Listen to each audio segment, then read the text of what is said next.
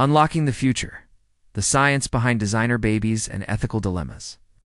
Genetic editing technologies enable us to make precise alterations to DNA by editing out harmful genes. We can eradicate genetic disorders like cystic fibrosis or sickle cell anemia, but this also raises ethical concerns. If we start editing out genes that are linked to intelligence or personality traits, we could end up creating a new form of eugenics. Designer babies would be a slippery slope, not just because it's hard to predict the consequences of altering someone's genetic makeup, but also because it raises profound ethical questions about consent and societal implications. That said, the ability to screen for and edit out genetic mutations that cause disease has enormous potential. It could prevent so many people from suffering from hereditary diseases. And if we can enhance screening, we might also eliminate conditions like cystic fibrosis.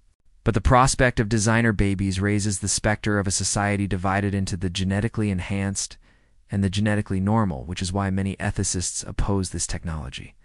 It could also create a new form of eugenics.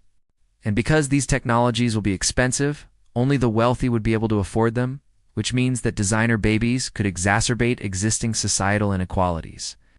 We need to establish comprehensive international guidelines for genetic editing. We also need to create rules to address the ethical concerns raised by designer baby technologies.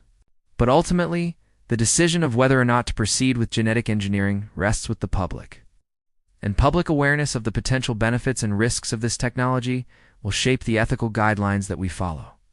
How do you feel about designer babies? Let me know in the comments below. For more insights on this and other cutting-edge technologies, stay tuned.